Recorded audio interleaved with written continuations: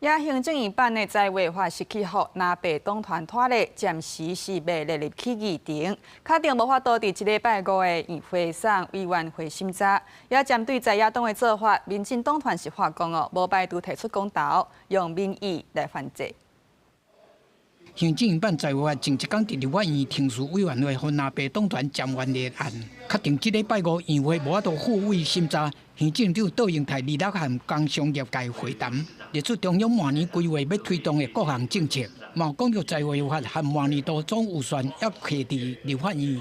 天下也许会有白吃的早餐，我就在这里白吃了一顿早餐，做了这样的报告，因为我们没有中央政府总预算。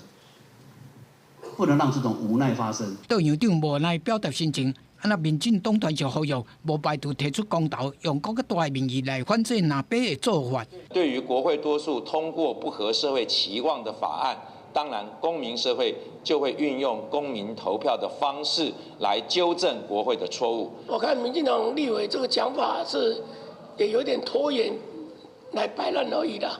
要公投可以，公投什么都可以公投嘛，哦。 然后公投就明年11月大选的时候办公投，那时候再来决定。那这段时间呢，1年的时间怎么办？另外，南营的地方首长持续呼吁行政院应该就院办的在违法提出完整的计算表和金额内容，和各县市政府讨论。财政部其实可以做得到的，干嘛不拿出来呢？其实把试算拿出来，大家充分的讨论、沟通完以后，就全力以赴嘛。那如果说这个试算出来的金额跟版本， 比现行版本、比国民党版本还好的话，那我们会感谢啊，那我们会帮行政院来支持。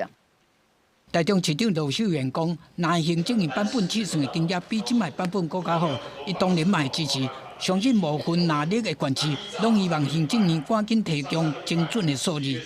记者综合报道。